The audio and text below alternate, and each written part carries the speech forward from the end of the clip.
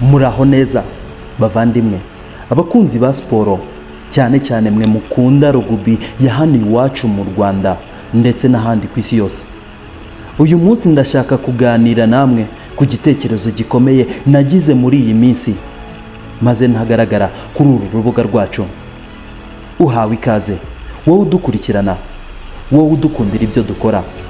Naricaye ndara ntekereza uti ni gute twateza imbere umukino wa rugby mu Rwanda mu buryo burambye. Nawe wabyibaza, ariko igitekerezo cyanjye nigikureho icyawe ngo bihindure uko ubyumva, cyangwa se umutahe wawe ngo ubure ngo kuko navuze gutya. Buri umwe wese aba afite uko abyumva. Ubundi rugby kuki ari ingenzi? Rugby si umukino w'imbaraga gusa, ni umukino wigisha discipline, aricyo kinyabupfura, teamwork, ariko gukorera hamwe, icyubahiro no gukunda igihugu, ibyo utasanga mu yindi discipline. Ariko nubwo rugby ikomeje gukura mu Rwanda, iracyafite imbogamizi nyinshi zituma itagera ku rwego twifuza. Wakwibaza ngo dufitiye ikihe kibazo uyu munsi? Muri iki gihe rugby iri guhura n'ibibazo birimo amarushanwa adahoraho, abana bakiri bake bayitozwa hakiri kare, yaba mu maklabu, amashuri ndetse n'amarerero adahagije nk'uko mu yandi madisipline bikorwa. Ibibuga n'ibikoresho biracyari imbogamizi kuko ntibihagije. Icyanyuma ari nacyo mbona cyayizahura muri byose, aricyo inkunga ku baterankunga batandukanye. N'itangazamakuru ritayitayeho nk'uko bikwiye ngo bayikundisha batayizi. Ibi byose bituma rugby idatera imbere uko bikwiye. Wakwibaza ngo igisubizo ni ikihe watanga ku mushinga wo guteza imbere rugby hano iwacu mu Rwanda?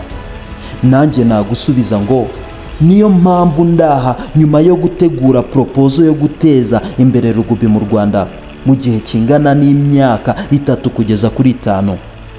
Umfashe unega amatwi, ntuze kurambirwa, nubona ari ingenzi ubigeze aho bikwiye kugera. Niba hari n'ibyo twakongeramo ntutinye kubimbwira. Ni umukunzi wanyu, ni Da Silverback nyawe. Wakwibaza ngo byaje gute?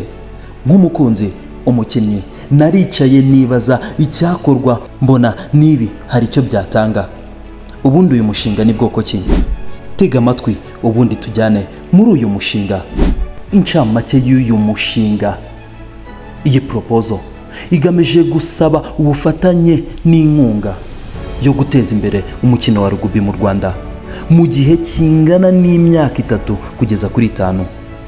Umushinga wibanda ku gutegura amarushanwa ahoraho kandi ateguye neza, guteza impano z'abana n'urubyiruko, kongerera ubumenyi abatoza n'abasifuzi, guteza ibikorwa remezo no gukundisha rubanda umukino wa rugby. Ibyitezwe birimo kuzamura ireme ry'umukino, kongerera abafana imikino, guhanga imirimo no guteza imbere isura y'igihugu binyuze muri siporo, nk'uko minisiteri ibidushishikariza ko umuntu ukora siporo aricyo yamuviramo, aricyo yamumarira. Nubwo rugby ikomeje gukura mu Rwanda, iracyahura n'imbogamizi zirimo amarushanwa adahoraho, ibikorwa remezo bidahagije, inkunga nkeya n'itangazamakuru rititabira bihagije. Iyi proposal itanga igisubizo kirambye gishingiye ku igenamigambi rifatika kandi rishoboye gushyirwa mu bikorwa, hari icyo byabyara ku mukino wacu dukunda. Intego z'uyu mushinga. Intego ya mbere, guteza imbere umukino wa rugby ku rwego rw'igihugu mu buryo burambye kandi bwa kinyamwuga. Intego zihariye, gutegura amarushanwa ya rugby ahoraho kandi ateguye neza, kongera umubare w'abakinnyi n'abafana ba rugby, kuzamura ireme n'ubumenyi bw'abatoza n'abasifuzi hano mu gihugu mo imbere, gukurura inkunga n'abaterankunga b'imbere mu gihugu ndetse no hanze. Ese ibyiciro by'ibikorwa nyamukuru ni ibihe? Icya mbere, rugby mu mashuri. Gutangiza no gushimangira rugby mu mashuri abanza n'ayisumbuye, gutoza abarimu n'abatoza b'abana, gutegura amarushanwa y'amashuri duhereye mu myaka ikiri mitoya, U12, U16, U19, ndetse bakabona n'iyo mikino hanze y'igihugu. Icya kabiri nk'uko twabivuze, amahugurwa y'abatoza n'abasifuzi. Ibyo harimo gutegura amahugurwa yemewe ku rwego rw'igihugu na mpuzamahanga, tubifashijwemo na World Rugby cyangwa se Rugby Africa, gukorana n'impuguke za rugby zo mu karere no hanze y'igihugu, turebera ku bihugu byadusize mu iterambere nka Uganda ndetse na Kenya, gutanga impamyabumenyi ku bitoje n'abasifuzi bahuguwe muri ibyo bihe. Icya gatatu, amarushanwa n'imikino, igice nyamukuru, igice gisumbye ibindi byose, gutangiza ligue y'igihugu ihoraho yaba mu bagabo ndetse n'abagore, utibagiwe n'urubyiruko, cyane cyane mu bakiri batoya bategurirwa ejo heza hazaza, gutegura National Rugby Cup n'amarushanwa ya Rugby Sevens. Ibyo byatuma rugby itera imbere ku buryo benshi cyane bibaza ati ese byagenze gute gushyiraho ingengabihe ihamye y'amarushanwa ya buri mwaka. Ibyo byatuma buri muntu wese ahora yiteguye ati iki gihe nikigera nzaba mfitira irushanwa nzitabira. Ikindi, kubahiriza umutekano w'abakinnyi n'ireme ry'imikino. Ibyo gihe harazamo ikijyanye na safety, ubwirinzi ku kibuga, ubwirinzi ku bakinnyi. Icyo gihe byafasha abakinnyi nabo gukina batekanye. Ikindi cya nyuma, gukorana n'itangazamakuru no gukundisha abafana umukino wa rugby. Ibyo byose biragaruka ahahandi itangazamakuru rijya kugera umukino benshi cyane ryarabacengeye mu mutwe. Kuri social media amaposte agaragara, ama highlight y'umukino ndetse live streaming. Icya kane, kwamamaza no gukundisha rubanda. Ibyo harimo kwamamaza rugby binyuze kuri televiziyo nk'uko indi mikino ibikora, ku maradiyo, imbuga nkoranyambaga na live streaming nk'uko nabivuze ruguru, gutegura posters, videos, highlights n'ibikorwa byo kwegera abafana. Ibyo byose byakurura abantu gukunda umukino wa rugby, gushyiraho branding ihamye ya rugby. Ibyo byatuma rugby ifata icyerekezo kirambye. Ibikorwa remezo n'ibikoresho, guteza imbere no gusana ibibuga bya rugby. Ibyo byakurura abantu benshi cyane bigatuma abantu bayiyumvamo. Ibyo byose iyo bikubiwe ahantu hamwe bigakorwa neza, umukino nta kabuza utera imbere. Ese wakwibaza ati abazungukirwa n'umushinga ni bande? Abana n'urubyiruko bakina rugby, abo ni inkingi za mwamba z'uyu mukino. Amakipe ya rugby n'ishyirahamwe ryayo nta kabuza bazunguka. Abaterankunga n'itangazamakuru, ibyo byo ni ihame iyo umukino wateguwe neza ukigwaho. Plans and strategies, abaterankunga baraza n'itangazamakuru rikabyungukiramo kuko baba bari gucuruza. Ese wabuze ikindi? Umuryango nyarwanda muri rusange uzabyungukiramo kuko babana baturuka mu miryango igiye itandukanye, kandi iyo umwana ateguwe neza agakurira neza, wa mukino utera imbere, bagatera imbere nabo ndetse n'umuryango nawo ugatera imbere. Nk'urugero nabahereza nk'umubyeyi wa Patrick Odongo cyangwa se wa Kevin Wakesa bo muri Kenya, babona abana babo burira indege barayigize bisi iva Nyabugogo igera i Bugesera. Icyo gihe umubyeyi arishima akavuga ati umwana wanjye ugiye gukinira mu Buhinde cyangwa se agiye gukinira mu Bufaransa. Icyo gihe umubyeyi azatuma abana be bajye bisanga muri uwo mukino. Ese waba uzi icyari gikubiye muri ibi byose? Ingengabihe y'umushinga. Ingengabihe y'umushinga mu mwaka wa mbere kwaba gutangiza amarushanwa n'amahugurwa kuri ba nyiri mukino. Ku mwaka wa kabiri cyangwa ku wa gatatu byaba kwagura ibikorwa no gukurura abaterankunga cyagiye, kuko hazaba hariho amarushanwa ahamye, kuko hazaba hariho ibikorwa bifatika bigenewe ba nyiri umukino. Ku mwaka wa kane cyangwa ku wa gatanu byaba gukomeza umushinga no kuwugira umushinga urambye. Ese waba uzi icyo bidusaba? Ingengo y'imari cyangwa se budget table. Amarushanwa yose ndetse n'amafederasiyo yose aho ava akagera n'ingengo y'imari. ni amafaranga azayifasha kugera kuri wa mushinga, ni amafaranga azayifasha gukora wa mushinga wateguwe, wa mushinga ufite icyo uzakora. Ese igikorwa muri uyu mushinga wanjye ni ikihe? Icya mbere, amarushanwa n'imikino. Ayo nayabariye amafaranga atageze kuri miliyoni 50. Igisobanuro cyayo ni Nation Cup Sevens Tournament. Ibyo bishobora gukorwa mu mafaranga makeya, kuko n'ubu ngubu dukinira amafaranga makeya mu gihe tutaratera imbere ngo tubone abaterankunga cyangwa se ngo tubone abadufasha muri iki gihe. Icya kabiri, amahugurwa n'iterambere ry'ubushobozi. Ibyo nabibariye amafaranga atageze kuri miliyoni 20. Igisobanuro cyayo ni coaching and referring training. Icyo gihe abakoca nibaboneka b'abanyamwuga, tukabona abasifuzi b'abanyamwuga, icyo gihe umukino uzagenda neza, ndetse n'abawukina bitware neza kuko bazaba batojwe neza, banasifurirwa neza mu mikino igiye itandukanye izaba yabateguriwe. Icya gatatu, ibikorwa remezo n'ibikoresho. Icyo gihe ntago mbariyemo amastade cyangwa se ngo mbariremo ibibuga kubigura, mbariye kwa kubishushanya kinyamwuga, kwa gutegura ikibuga ku buryo ki umukinnyi azaba afite ubwirinzi. Nabibariye amafaranga atageze kuri miliyoni 40. Igisobanuro cyayo ni field upgrading, cyangwa se tukabona imipira, tukabona n'ibikoresho by'ubwirinzi.